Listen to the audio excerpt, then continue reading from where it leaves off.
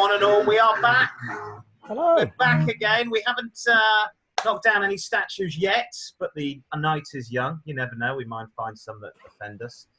Welcome back. The car show that's all about honest, decent, back-to-the-bone motoring returns as the streets of London and Paris and New York burn. Here, with a little window of peace and sanity, you can join us. We've also set up our own local branch of BLM, although our acronym on the show stands for Bloody Long Moaners, which sort of sums up the hour or so we do on this program. How are you, Simon? You're looking very... all well and good. How about yourself? Very good. Who are you sponsored by today?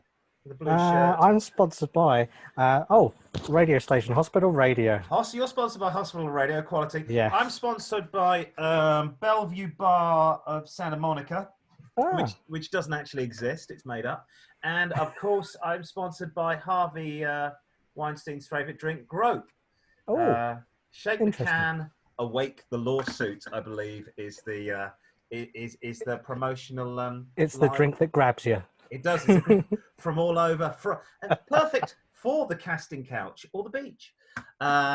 Refreshes parts other hands can't do. Well, listen, let's get straight to business. Coming up this week, we have all the car news that's fit to print in the news.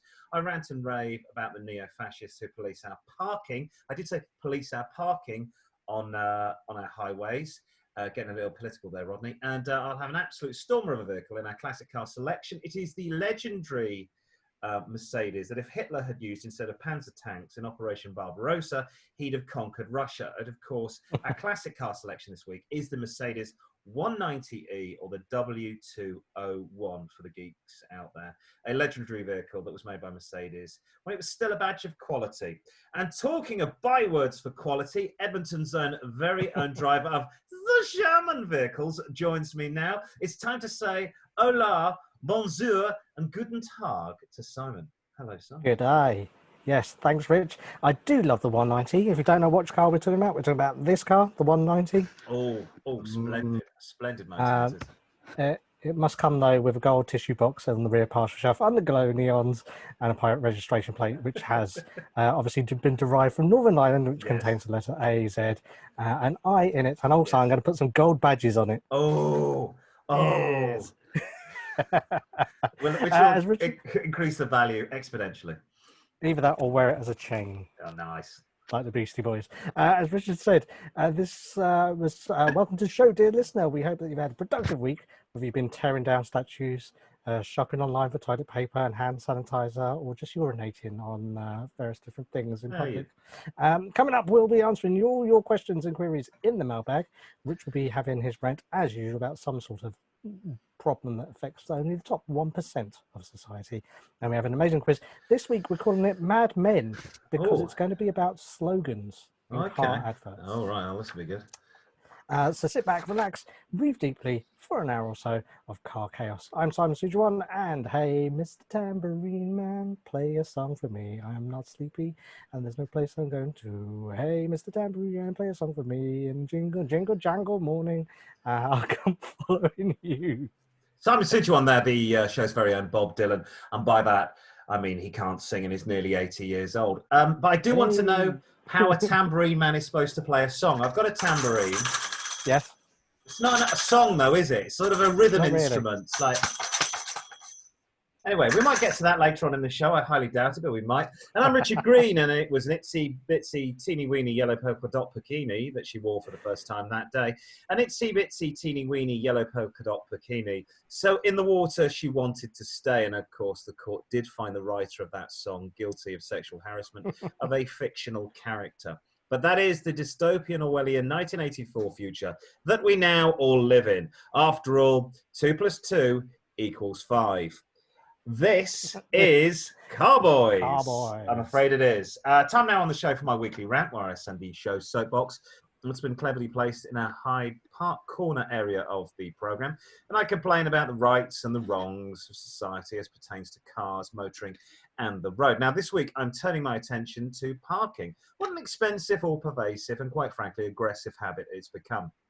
And I reference the latter to the people who provide the parking, and more importantly, those little autocrats who police it. Parking in the UK is very expensive. In central London, to park your vehicle, at least £30 of your English pounds per day. Worse though for our American cousins in New York, they can pay around $40 to $50 a day, or wait for this, $1,200 a month. That's $1,200 a month. It's about what I pay on my mortgage of my palatial mansion, not on a small square of tarmac 8 feet by 12. Now, parking's not only become very expensive, but extremely aggressive. Parking wardens in the UK swarm like birds of prey around cars parked on meters, just waiting to pounce and issuing fines for the poor motorist who has run over the meter by a minute or so. Now, with the coronavirus, or as we like to call it here on the show, Cortina 19. We need to copyright that. The centre of London has been a ghost town. Last month, I went to see a Stevie station about some work, and I drove, rather than risk the filthy train, right in the heart of London, right by the River Thames. A friend of mine said, well, surely you can park anywhere. The traffic wardens aren't about, are they? Well, like cockroaches, they truly are the only things that will survive a nuclear winter. I found this cheapish parking space and headed off for my meeting. I wasn't going to take it a chance. I thought I will pay to park.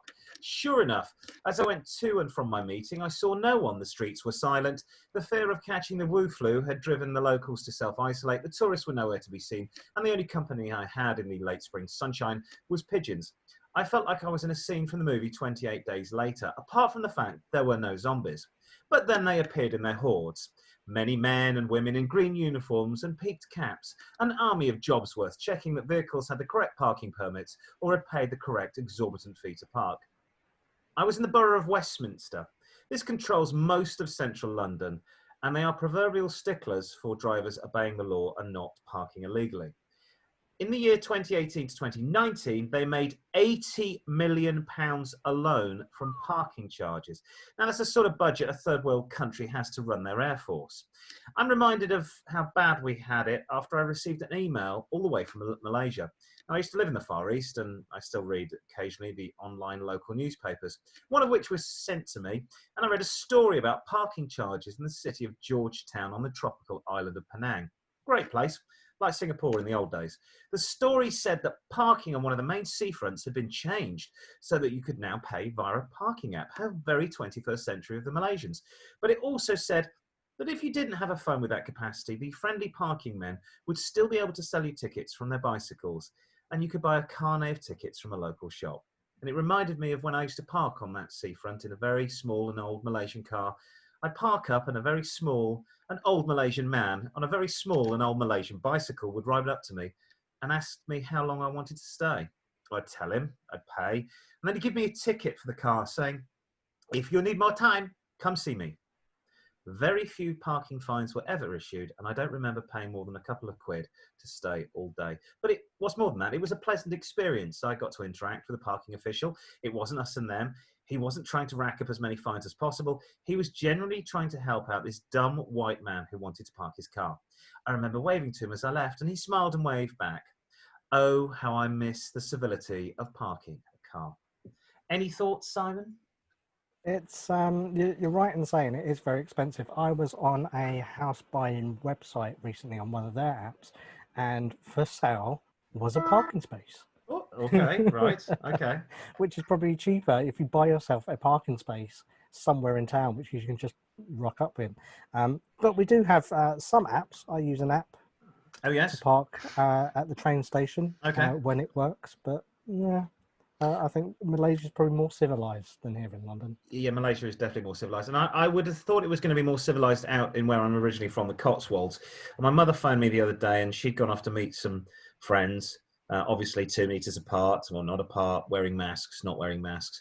And they turned up in the car park, and there was she said there was 10 people crowding around the parking meter, because the parking meter in the car park was only doing online apps.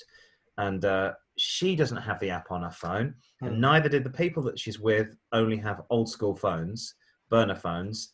And there was just people sort of, how do I pay for this if I haven't got the app on my phone, and nobody's picking up the number I'm dialing to pay with my credit card?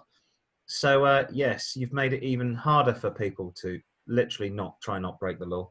But then they get you twice, because then you're obviously going to pay for the phone call as well, yes, and the price and of parking as well. and the price of parking as well. Yes, it's all really good fun. Although a little bit of advice: if you ever are parking in, I think it's Southmead Hospital in Bristol on the weekend. I do remember the parking meters used to get so full. If you hit them really hard, all the cash comes out the bottom. It was a great discovery I made. I was trying to pay for a parking ticket and it wasn't working. So I just hit the machine in anger and I made about £8. I thought, this is fantastic. Then I got my ticket and I tried it the next day. It worked the next day as well. So, you know, there's a silver lining to every single cloud. Shall we have some news? Yes.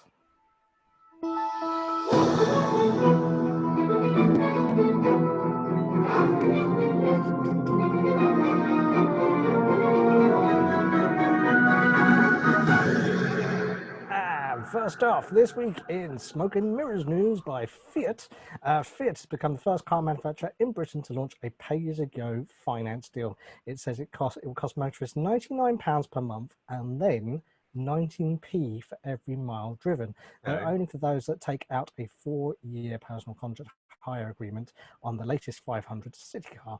It's based on a personal contract hire deal of over 48 months and £99 upfront fee. It adds to the rise in motorists taking out similar schemes for motor insurance, using providers that offer a low flat rate when the car is parked and increased rate when you are behind the wheel. With the government's advice for commuters to avoid using trains, tubes and buses where possible during the pandemic, the Italian car maker says over a third are more likely to want to drive to dodge public transport. The driver pays an upfront fee of £99 and then £99 installments over 48 months plus 19.2 pence for every mile they cover. With the average UK commuter making a daily trip of approximately 25 miles, this works out to £10.39 per day, including fuel, mileage and rental costs. So that's £50 per week, £200 per month. However, it's not inclusive of insurance, though motorists can use providers such as Buy Miles that also calculates the cost of cover by how much you drive. I don't get this. So you are paying for your petrol, you're paying an additional £19 to who? Fiat? 19 pence to Fiat? I'm guessing, yeah. I'm guessing you own the car at the end. You must. Well, I hope so. After paying 19 pence a mile for it. 19 pence a mile on top of, let's say it's £100 over 48 months is £4,800 plus 19p a mile. So this isn't a lease. This is a finance deal. I think this is also, you've got to take into account, and I will warn you now, insurance companies are buggers. If you put a limit on the amount of miles you do, you might find you're paying more than if you said, oh, I do 20,000 miles a year. If you say you only do 5 or 6, that can sometimes be more expensive than saying, I don't know what I do, 20. So it's £100 a month to pay for the car, £10 a day to drive it, including fuel, but excluding insurance. And that's going to be an average of £200 per month for a Fiat 500? Fiat 500, yeah. So that's £2,400 a year, by which you could have actually bought a car. Or my mate's got a deal where he drives a really nice big Audi, the one of the 4x4s. I think the Q8, Q7, Q6. Actually, no, sorry, it's the VW. It's the same group. It's the Tiguan. Yes. I think he pays £220 a month. And I don't think I think he maybe has a ceiling annually of like 10,000 miles, but he gets to drive a nice big car.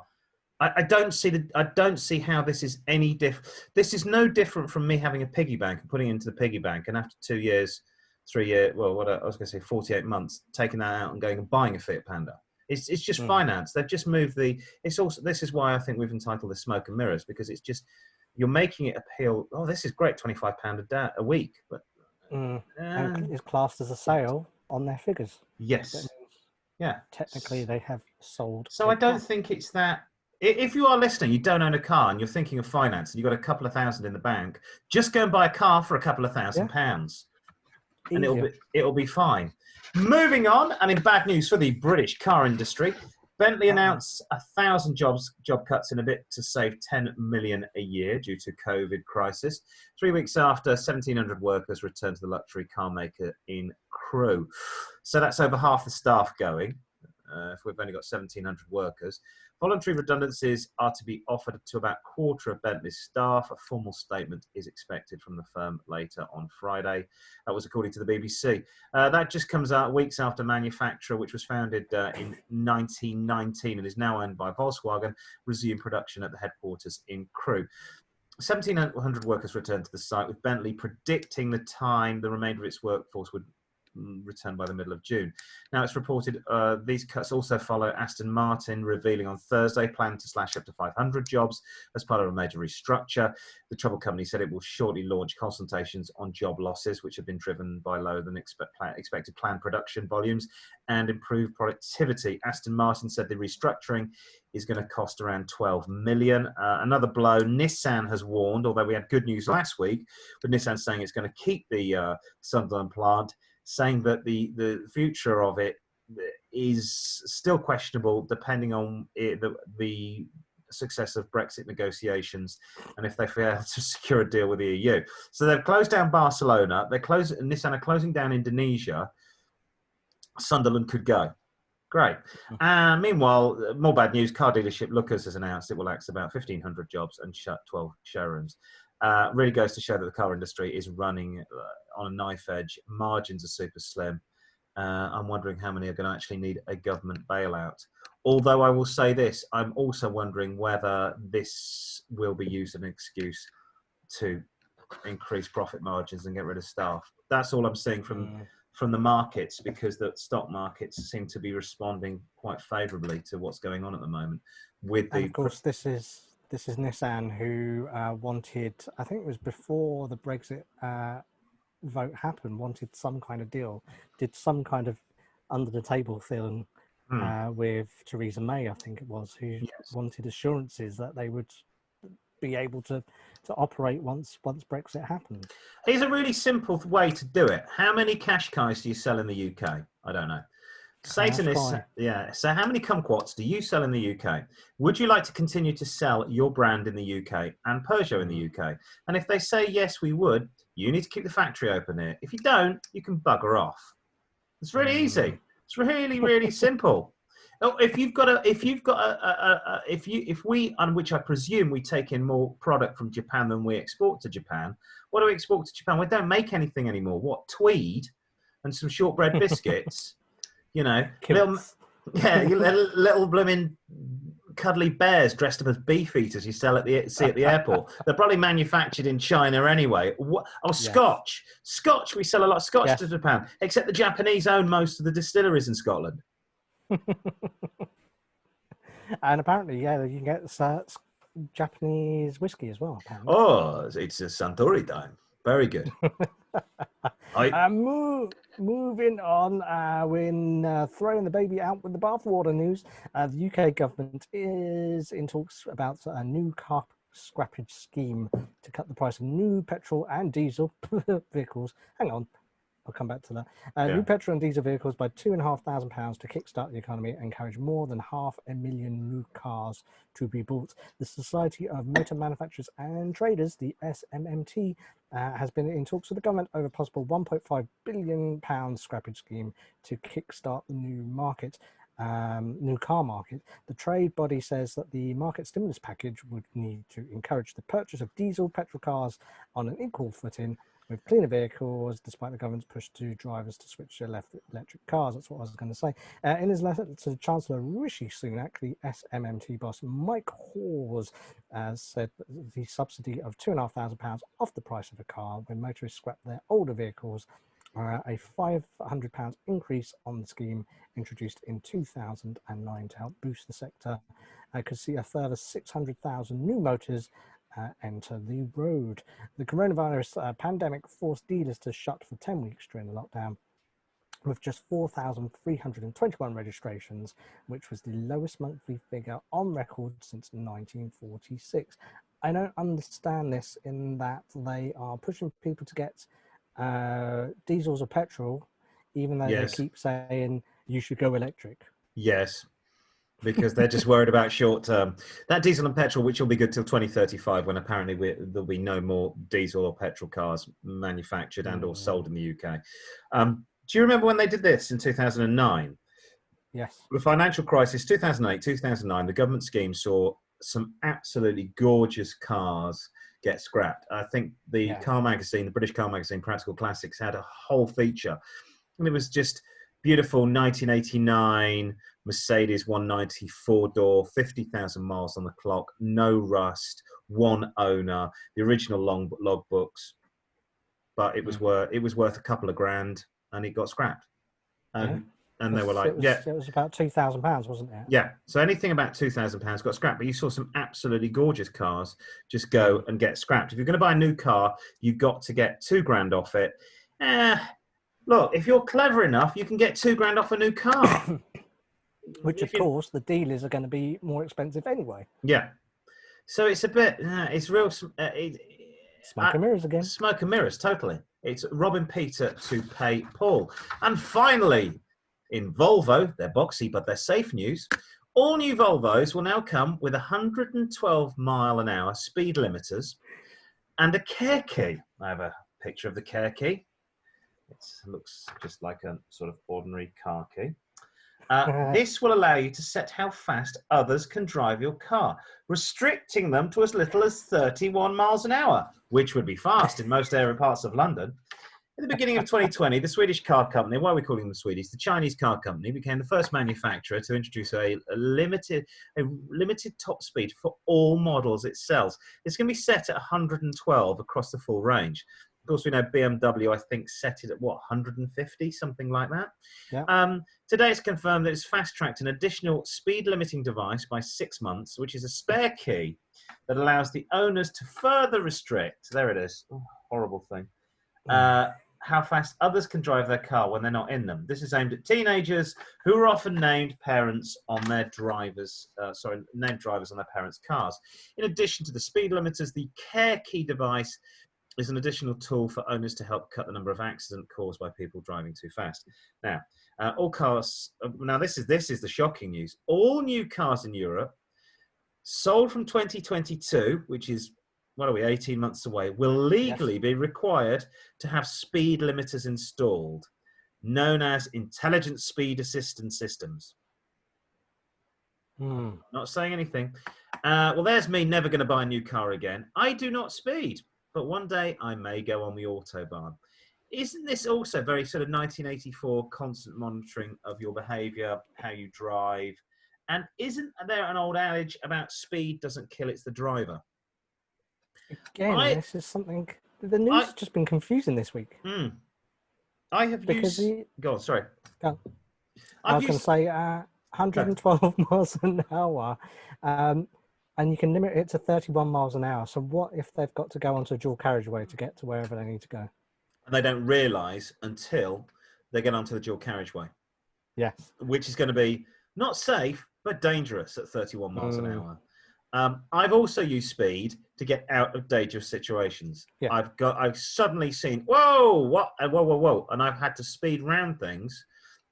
I've also had to brake, and thank God for ABS. I've nearly been in a number of crashes, but I have definitely used speed to get out of situations. Yeah. And my friends are all motorcyclists, always say better to have a motorbike with too much speed, and you can then get out of a situation that you find yourself in as regards to not enough speed. To set it to 112, I mean, I've never done 112, I don't think. Ever. I actually don't think I have, but being honest. Scout's honour. Not to my knowledge, certainly not in this country. And when we were in Germany, we couldn't get that Trabant to do 112. Yes. I don't think it was struggling at 12. But I think this is just so Big Brother. But that's the shock in this story. New cars sold in Europe from 2020 will be legally required to have speed limiters. The gentleman's agreement is, I think it's 155 miles an hour at the moment. Right. Okay. For most Fine. cars, Fine. German cars. But you're just going to see car companies do like VW and all of those were doing with cheap emissions. They're just going to find some way of unrestricting the restrictor. And let's face it, we all know somebody that will come and chip the engine for us. Yeah. For a price. Who's going to police that? Nobody. I mean, it's not going to be the days of, no. How will you police that? How will you find out that car's been chipped?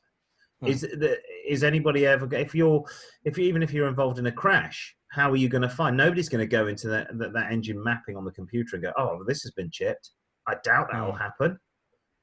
Oh, well, there we go. That's happy news, as per usual. It's time to strike up the jazz band. They've just appeared from the basement of my house. Cloud of smoke as we enter the classic car selection. Oh yeah. Yeah, thanks boys. Get back in the hole. Time now on the show to delve back into the mist of time and find a car that's been long forgotten but has the potential to become a future classic. In the classic car selection, we find a diamond in the rough and we turn it into a polished gem, or we polish up a turd. Last week, we found a classic Ford that could have been yours for as little as £1,200. This week, we've turned our attention to the Fatherland and the classic Mercedes.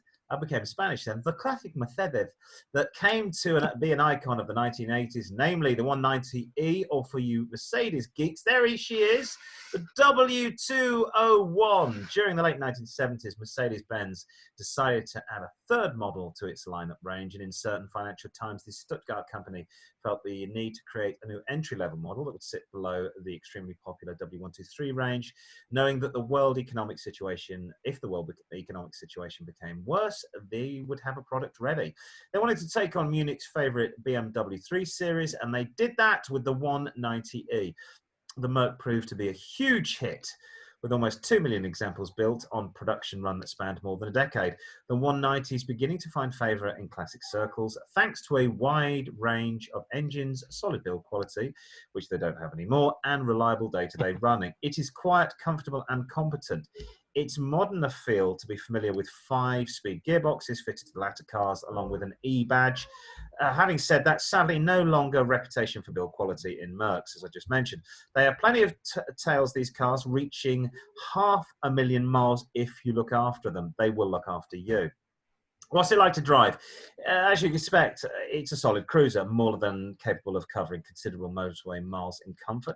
The steering is easy to work on, or light and vague, which doesn't inspire you to press on over the B roads, but it is perfectly likable all the same. If you're looking for a modern classic that won't cost the earth, it's reliable, it's easy to work on, and a car that you can use every day while happily taking the family out at weekends. We reckon you can't go wrong with the 190E. Other thing about these cars, they are like the Range Rover. They are classless. They are timeless. You can turn up at the golf club with one of these and you'll fit in.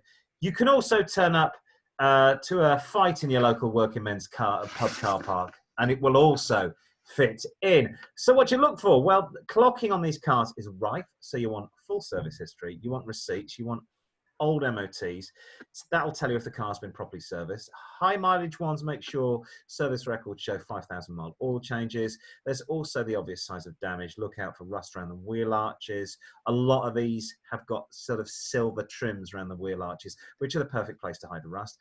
Make sure the timing chains have been regularly changed in accordance with the service. Now, we found highish mileage examples, and you can get the badges. Gold-plated if you like. I don't know why I sounded like that. Just thought I would.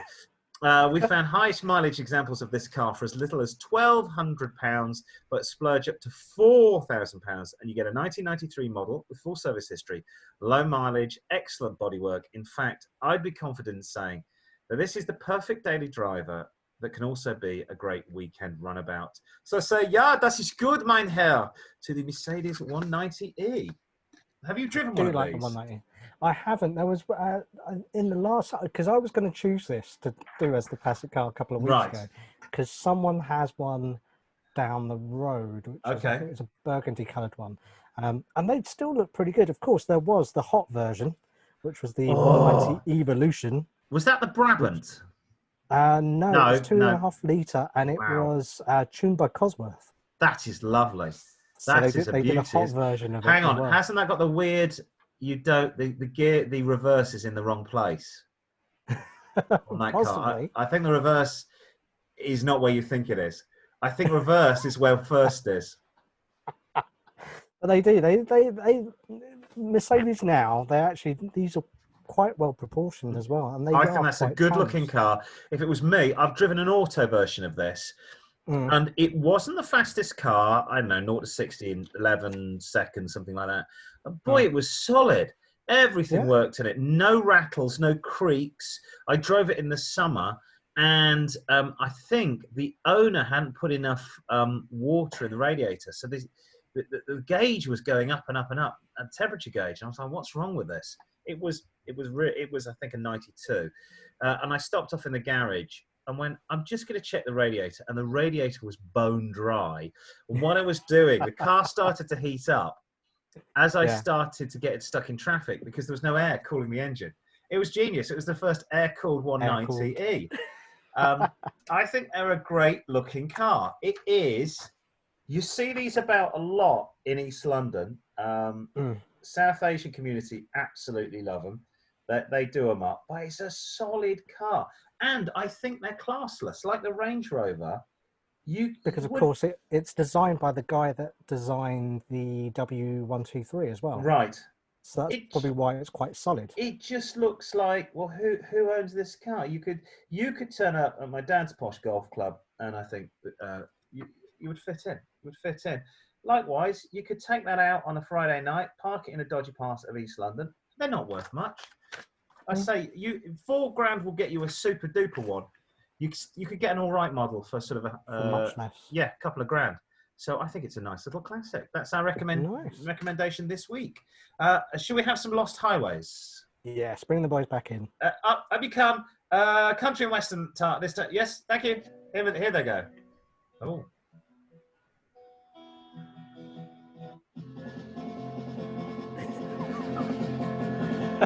Olé!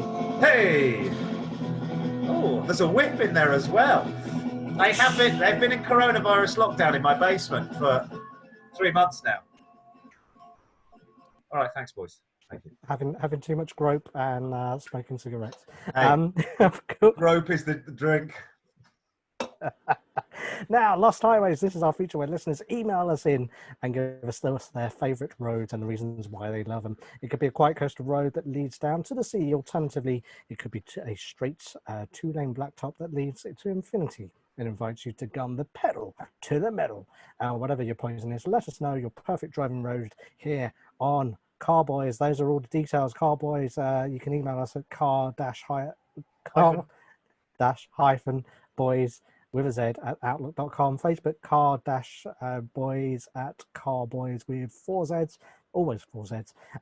Twitter car-boys at car_boys, and Instagram at car_boys with 3 Zs. So, first one this week comes from North Thor 793. So he emails us from Billund, which is the home of Lego. Oh, that's nice. And he says, I thought it was Windsor. The best driving road is in Norway called the Trollstigen Mountain Road, which is aka the Troll's Footpath. It's he says this zigzagging highway snakes up a mountain, crossing rivers and skirting along lush valleys with 11 nail-biting hairpins en route. Every bend has its own name, most of them which are named after one of the foremen that led the construction gangs that built the road. The road is narrow with a gradient of 9%. So take something with a bit of power, but pass and pockets have been incorporated and traffic normally flows without a problem. The longest permitted length of a vehicle is 13.1 meters. Trollstigen is both fascinating and tests your nerves, and if you don't have a good head for heights, perhaps you should let someone else drive. Having been opened by King Haakon the 7th way back in 1936, it's some mythical legend attached to it as well. According to Norwegian folklore, trolls roam this region every night, transforming the mountains as soon as the sun rises, hence the name of the Trolls footpath. Trollstigen is only open from mid-May to October, so plan your Norwegian road trip accordingly. He says if you're lucky, you might just spot the shape of a troll's face jutting out from the cliffs. Wow. It's quite a if you can see the picture, it is basically between two mountains, and it's a zigzaggy road. This looks something like UV light would show up in a very dark hotel room. That's all I'm saying. What this picture currently looks like. I like when you said the shape of a troll's face, which should have reminded me of my love life at university. Oh dear. Yeah, a lot of trolls. This is great. This looks like an actual really exciting road for a change. We've done a very exciting one. I love all those hairpin bends. Although, how long is 13.1 meters? What is that like? Is that like a truck with a? Is that a lorry, a HGV lorry with a trailer? You can't take that down here. It might be, if you've ever seen the Italian Job, the original Italian Job. It yes. might be like the bus. So no bus journeys here. You're going to have to get a car. Quando. Hey, that was the Italian Job, wasn't it? Yeah. Fantastic movie. We need to do. What we need to do is share the Italian Job and give it a review all the way through. Commentary, I think, is the next thing we're going to have to do on that.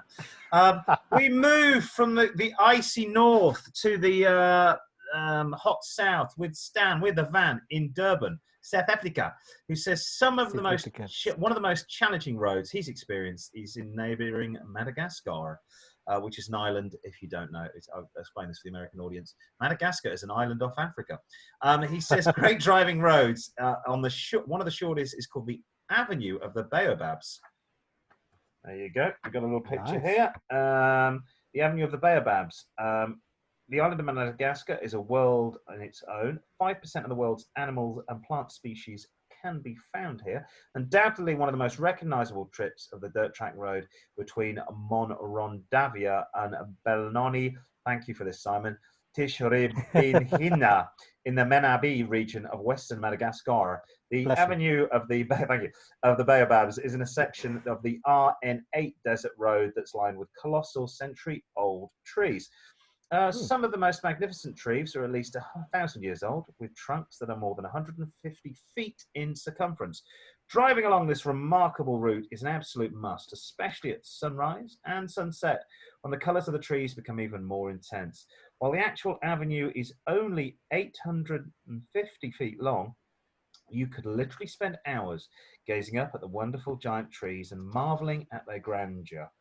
Baobab trees, I don't know about you, they always remind me of a bloke with elephantitis or a fat girl with cankles. I can see where you're coming from. You see where I'm coming with that? Yeah. But I'm trying to work out what's in the picture. Is it two people on a motorbike? I think it's. I think this here. Wherever I'm pointing. Where am I? There. I think that's a quad bike. And I think that's probably some small local children overhead. He's got to go, get out the road, the South African is coming. Come on, you children. The Welt is for me and my quad bike. It looks cool. It looks very, very different. Yeah, baobab trees. Weirdly, they always remind me of resorts in the Caribbean. They seem to have baobab. They've imported little baby baobab trees. Okay. Very, very cool. Excellent. If you want to go to find out more and give us your lost highways, we would love them, because obviously the more content you provide us, the less work we have to do. Drop us a line. Email Car-Boyz at car-boys@outlook.com. Facebook, car-boys at Car-Boyz with 4 Zs. Twitter, car-boys at car_boys. And Instagram, car_boys. 1, 2, 3, 3 Zs at the end of that, because that was the one available to us. Yes. Time now on the show where we open, talking of listeners, where we open up the correspondence and delve into the hairy world, scary world. I did say hairy, didn't I?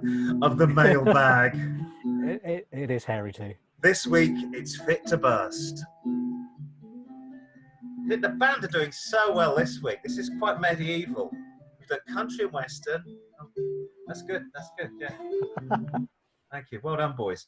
Mailbag. First one. It's Karen from New Jersey. She writes to the show. Karen. She thinks buying a new car. She has 3 kids.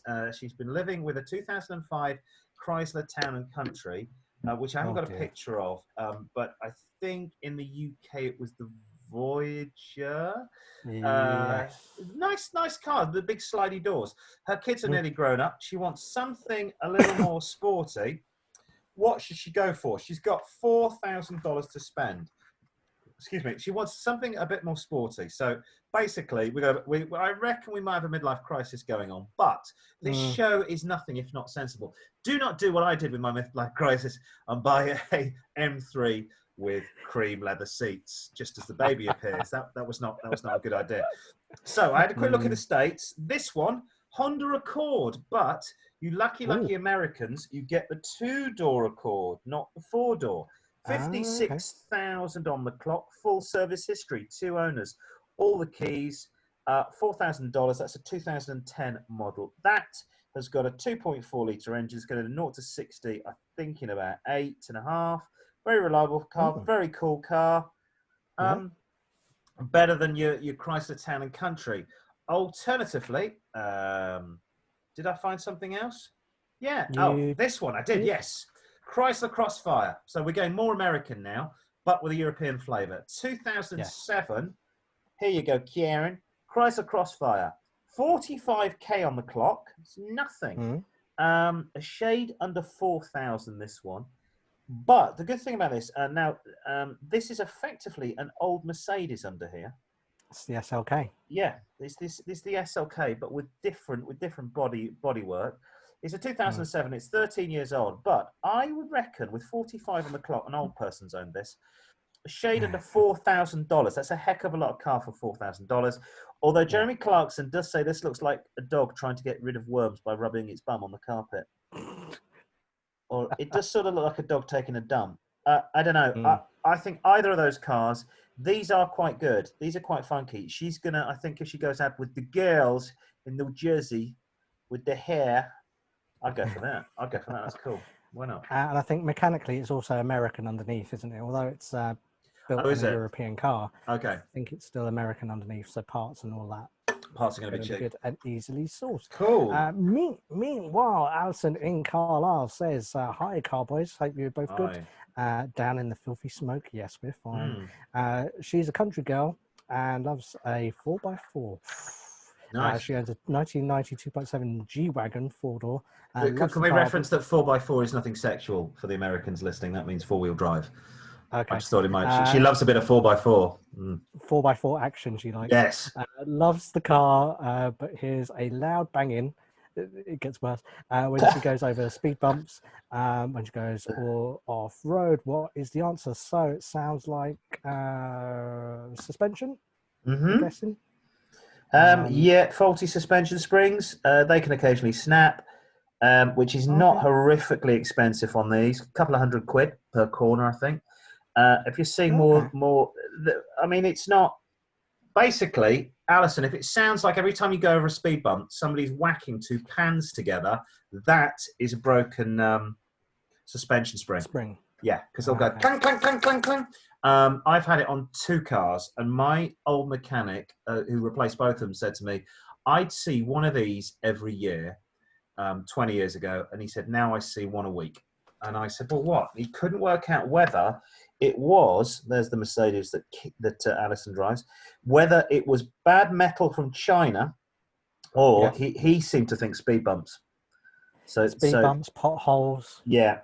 And we have them all here. You know, she's driving a 30-year-old car. So, you know, this is one of the things you expect to happen. But, make sure you get that fixed because those cars are their value is exponentially increasing every year. Everybody likes the G-Wagon. Darcy emails in from Cornwall. We're with all the ladies this week. She's been locked down by coronavirus since March, bored out of her mind. She already cancelled one holiday, so she's thinking of getting a camper van. Just like the listener last week we had down in Barcelona. What should she buy? She's got 2 kids. She wants something reliable. She's got 10 grand to spend. She wants reliability. It can't be bigger than a long wheelbase Sprinter. So we're looking for a van. I think a van or a van camper conversion. What I'd do personally is buy a transit-sized camper with a separate tent for the kids, because I don't think if she's going with a partner, or even if she's going on her own, that's going to be too small for 4 of you to sleep in. You're going to struggle to get 4 into a smaller camper van, especially if she's saying that the length can't be longer than a long wheelbase Mercedes. I had a look. These things hold their value. VWT4 is a possibility. I saw a 5-year-old Vauxhall Vivaro that had been completely converted with I think about 60 on the clock. That was 9K. Okay. So you are going to spend that 10 grand, but I would try and get something that's relatively new, hasn't been used too much, obviously diesel, and then maybe buy yourself a big fat tent to stick on the side of it. Because the other thing is you're going to have to remember is when you get to where you want to go, you also need to leave where you're staying to go and get supplies. And I think people forget this. And they go, oh, now we have to pack up everything every time we want to go to the supermarket or the beach in our camper van. Well, if you take yourself a massive tent and maybe even get a trailer for that, then you can leave that cack on the campsite and just jump in your van and off you go. Yeah. I think the transit version, I think they're called the Tornio. Okay. They do a camper type thing for that as well. Last year drove a Mercedes Sprinter, and I've driven them quite a few times. And that was a lovely car to drive. Even with, I think it did have, it did, and it, I'm not being sexist, but she is a lady. And if you've never driven anything this big, prepare yourself, because it is a bit of a shock driving something that large and that long. I may be speaking out my backside. She might know what she's doing, but I thought the Mercedes drove very much like a car. It was very, very comfortable. And I had a manual, not the auto. So yeah, it was very, very, very, very cool. Nice. Finally, we've got an email from Charlotte in London. She lives in the East End and works in Old Street. Now we can come and visit you. Yeah. So I'm sorry about that. She is currently furloughed, but she is at some point wanting to go back to work. She doesn't want to go via bus or train, and she fears cycling is too dangerous, which it is, but hasn't ruled out driving. Her boss has told her that she can have a parking space at work. Nice. That's what should she buy? She's been driving for 10 years and hasn't owned a car for about 5. She has a couple of grand to spend. We've been looking at basically a banger for that, isn't it? Something that if you haven't driven for a while, it's just getting back on the road. The roads have changed in the last 5 years. We also recommend Japanese cars because they're reliable. Yes, they're boring.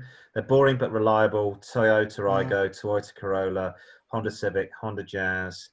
Get one with low mileage that's been owned by an old lady, that she's had it regularly serviced, and you cannot go wrong. You cannot kill those cars. The VTEC 1.6 that goes into the Civic, they've made 3 million of those, and they've never been recalled. As long as the car's been serviced, as long as it's been looked after, you want to look for things like an auto. Get an auto. If it's your first car in 5 years, Charlotte doesn't sound like a speed demon. Suck it up. Get an auto. A woman buying an auto Civic is going to be like an insurance. Is going to be the opposite of an insurance wet dream, because it's not going to cost you anything. They're going to go, well, nobody ever crashes in these things because the only people that buy them are old people. So that, or a Corolla. Korean maybe, Kia, small little Kia, or a Lupo, but at 2 grand, I'd prefer to get Japanese. I think that's the ultimate reliability, really. And I'm thinking smaller engine, especially in East London. Yeah, 1 point. Well, the Aygo's are ideal. They do the 1 litre and the 1.2. So the Aygo is a really, really nice little car. Plus, you can get 4 people in an Aygo. You could get luggage in the back. One thing I would say, she was saying cycling is too dangerous. They have made this beautiful cycling. They've created this, I'm going to call it the coronavirus cycling route round Kew Gardens in southwest London. And what they've done is put plastic bollards all the way round Kew Gardens to protect the cycle lane. So it has narrowed the road, but it's also so that the cyclists are now protected by these large plastic bollards. The trouble is, if you're coming the other way on the bike, if a bus comes towards me, I have to go into the cycle lane so I don't hit the bus. So the cycle lane on one side is protected. As long as you're coming into Kew Bridge, you're fine. But if you're on the other side, well, you're knackered, and they don't care. So if Because you I want saw they were doing some work recently, so that's probably what they were doing, putting the cycle lane there. yes, putting a cycle lane that's going to be the bane of our lives. I've given that out. I'll just flash that up quickly. car-boys@outlook.com.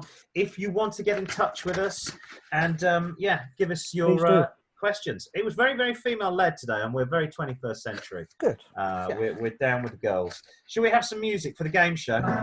Yes, let's go for it. Hang on, let me cue it up properly. That will help. Let me try and actually do my job. Here we go. 3, 2, 1, go on, band!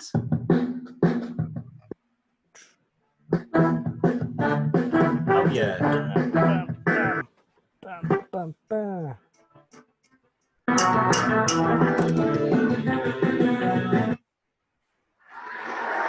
Fantastic. Thank you. This week's Car-Boyz is the quiz is brought to you by the letter S for slogan and the letter G for group. It is this week the quiz we're doing.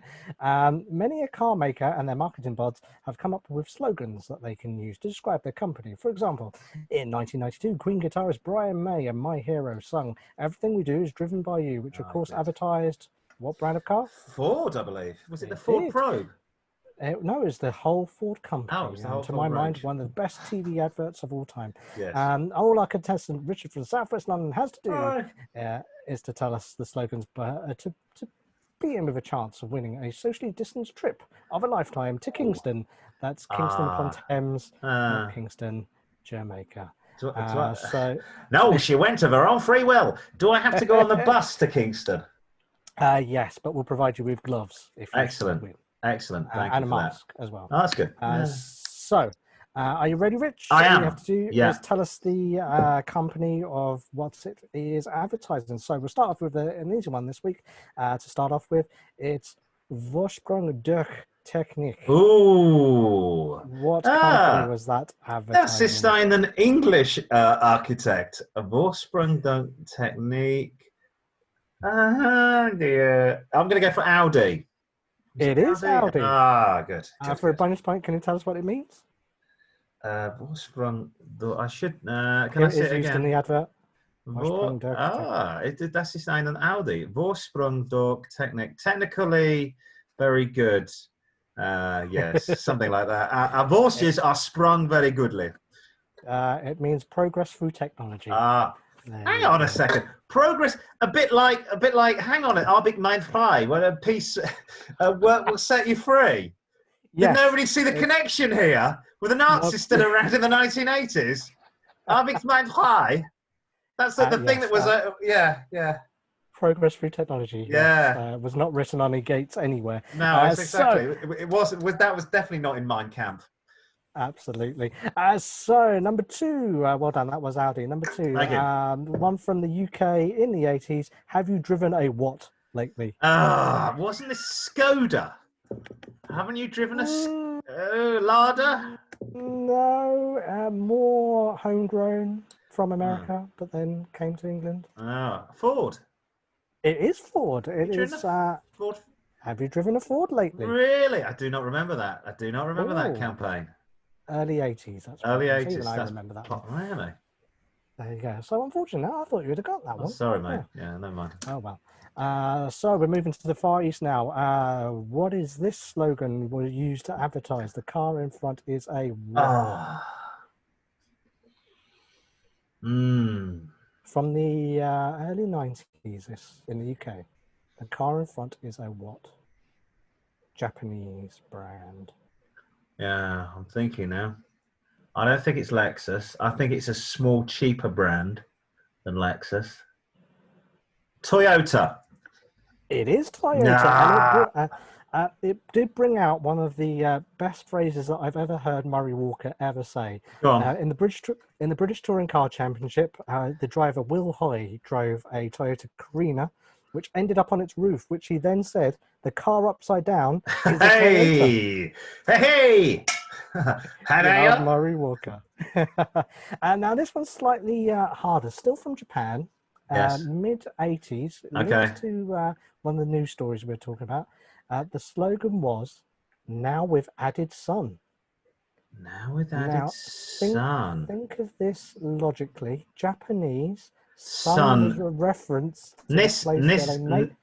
Oh, Nissan? It is Nissan. Like the I can see a Nissan. picture of that.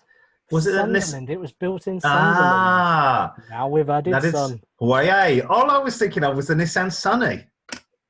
No, I think they built the Bluebird there originally. Yeah. In the 80s. So yeah, absolutely right. Okay, Right cool. answer. Okay, moving on. Back Yes. to Germany now. Who uses this? Who uses this slogan? It's the ultimate driving machine. I think BMW. BMW, I believe. It is. Shall we see if you're right? Yeah. There it is in an advert. The ultimate driving machine. With Arbex Mind Work will set you free as well. I'm just going. Have we found this? Have we gone down a rabbit hole with the German slogans for car companies? Secretly, yes. Hitler never left Munich. He just got a job at BMW, changing oil. You would like the oil change on your car? Yes, please. Okay. Oh dear! Thankfully, that is. I think that is the last German one that we're going to do. So there was some really bad ones when I was researching this. Oh, really? Which I'll tell you after the show. Oh, okay, cool. Moving on. Back to the UK. The best 4x4 by far. What is that? Land Rover. Got to be Land Rover. Let's see if that's right. That is right, but we did do it in Germany as well. I'm best 4x4 in the world. There you go. So if you ever want to take a trip to Poland very quickly, without being invited, you must have a 4x4. Actually, we've got to be careful here because they've just cancelled they've cancelled Faulty Towers. Yeah, it was offensive to the Germans. So we'll stop being offensive. So we love all races, creeds, colours. Yes. Speaking of offences, let's go to America. We can actually no, it's okay. We can be offensive about Americans. That's fine. Okay, that's still okay. This is genuinely a slogan for a car manufacturer. It is baseball, hot dogs, apple pie, and what? And fucking my sister. And I don't know. Baseball, hot dogs, apple pie, and genuine slogan. Baseball, hot dogs. Right, so American I'm just what we got? We got GM, we got Chrysler, Ford, AMC. Do you know? I'm going to take a risk. What about? So can I have a clue, please, Bob? Is it a major car brand or is it a specific car? Or is it a major car brand? Major car brand. Like, so is it one of the big? Still around today. Okay, so all right, that's ruled out AMC then. AMC and also baseball, DeLorean, dogs, apple pie, and what? Play along at home, kids. And I think it's too crude for Ford, Chrysler, and what is the most American car I can think? And Cadillac. Yes, go Cadillac. No, right. I'm afraid that's wrong. It was in actual fact Chevrolet, and they did Chevrolet. That is just terrible. Baseball, hot dog, apple pie, and Chevrolet, and chronic heart disease. Wow. Yes. Good grief. Chevy. Oh dear, so no points for that one. Back to early 2000s now, I think this was, if I'm not mistaken. Japanese car manufacturer, their slogan was "Zoom, zoom, zoom." Oh, this was those mad fools at Nissan. Not Nissan, Mazda. Those mad fools at Mazda. It was Mazda. Zoom, zoom. It was, zoom, zoom, zoom. And wasn't it sort of African? The sort of the promotional material. I got no link between Mazda and Africa at all. It was all zoom, zoom, zoom, zoom, and there was like the marimba. Zoom, zoom. Yes. It's about the same time as the World Cup in South Africa. Why they did it, don't know. No idea. No idea. Anyway, so well done. That was Mazda. And back to the UK. So it's a ninth one. Back to UK. 2 more to go. Whose slogan was "Once driven, forever smitten"? One of the worst slogans ever. Once driven. I'm trying to see what you've coloured out. Once driven, yes, forever. The Word decided that it would highlight it in blue instead. Yay! Don't we love printers? Once driven, forever smitten. Is it Austin Rover? Is it the mini mattress? Give you one more chance. Jaguar? No, it's too cutesy. No, higher volume than that. Fiesta, Ford Fiesta. No, I'm going to put you out your misery. It was in fact Vauxhall. Ugh, really? Once driven, Vauxhall, forever. Once driven, forever. Forever calling for another bloody car. Yeah. No, well, there we go. Dear old Vauxhall. So you don't got half of them right, but I'm going to allow you for the last one. Oh, from a bendy bully. Yes, go on. For the last one, it's winner takes all. So wow. It's everything or nothing. The ABBA round. What is this advertising? It's they're boxy, but they're good. It's got to be Volvo. It's got to be Volvo. Let's have a look. It is. Hey, they're boxy, Buy but Volvos, they're they're good. boxy, but they're good. I particularly like this. If you haven't seen the film with Dudley Moore, Crazy People, it says "Be safe instead of sexy." Boxy, Brilliant. but good. Do you know? I almost think these days Volvo really should be just using that. I know they're really trying, but that's why people buy a Volvo. They buy a Volvo to be safe. They're boxy, but they're good. It's so obvious, but especially during that. I think that movie's mid-80s, isn't it? When they were making the cars, then it was like a child had drawn the car.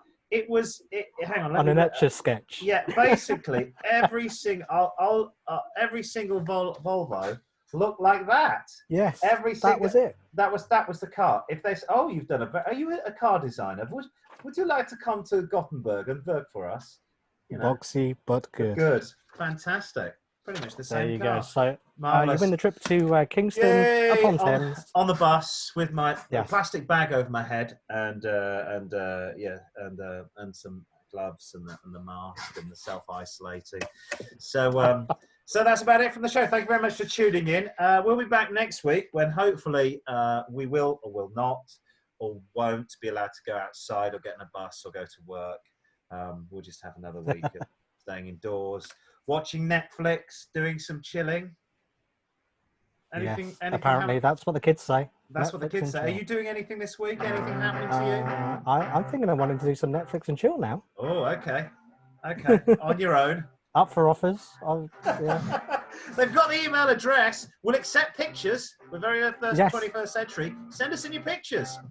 Do it clean on or not clean, we don't care. See you next week. Goodbye. Bye-bye.